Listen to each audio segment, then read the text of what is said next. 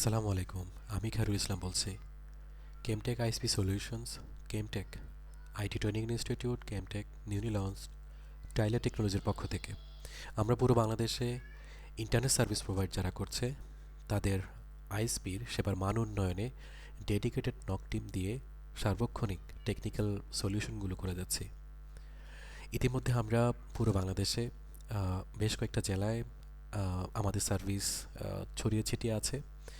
আমরা চেষ্টা করছি তাদেরকে প্রপারলি তাদের যে গাইডলাইন্সগুলো দরকার একটা আইএসপি মেনটেন করার জন্য সেগুলো যাতে তারা প্রপারলি পায় সেদিক থেকে লক্ষ্য রেখে আমরা নিয়মিত কাজ করে যাচ্ছি। এবং আমি গত ভিডিওতে আপনাদের সাথে শেয়ার করেছিলাম যে একটা আইএসপি নেটওয়ার্কে কীভাবে একটা সার্ভিসকে স্টেবল রাখতে হয়।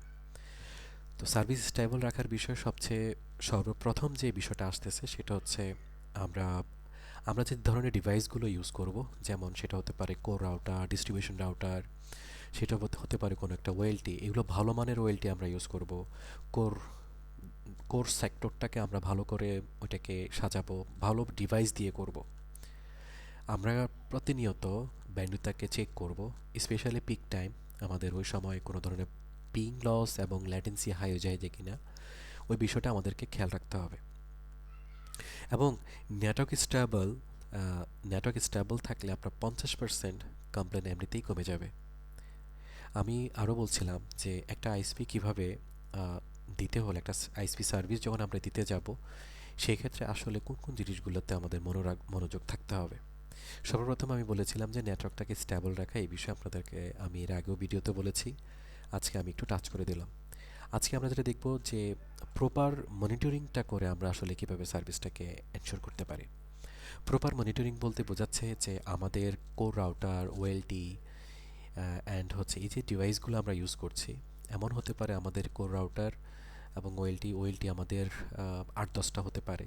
তো সেই ক্ষেত্রে আমরা অ্যাট এ টাইমে কীভাবে এটা মনিটরিং করতে পারি, চাইলে আপনারা সফটওয়্যার ইউজ করতে পারেন, অথবা আপনারা একটা ওয়েলটির যেই লিঙ্কগুলো আছে লিঙ্কগুলো ধরে ধরে প্রত্যেকটা ওয়েলটির পাওয়ার ঠিকঠাক মতো আছে কি না সেগুলোকে অবশ্যই মনিটরিং করতে হবে।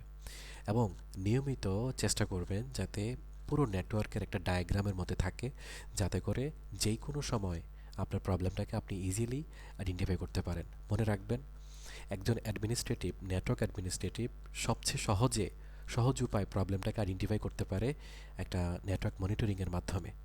নেটওয়ার্ক মনিটরিং আমরা অনেকভাবে করতে পারি। পিআরটিজি করতে পারি, লিব্রা এনএমএস করতে পারি, ক্যাকটি করতে পারি, ডিউট সফটওয়্যার দিয়ে করতে পারি, যেগুলো আসলে ফ্রিতে করা যায়।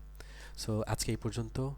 আমি মনে করি নেটওয়ার্ক স্ট্যাবল এবং মনিটরিং সিস্টেম যদি আপনার ঠিক থাকে, আশা করছি আপনার নেটওয়ার্ক যে ধরনের প্রবলেমগুলো ফেস করছেন অনেকাংশে কমে যাবে।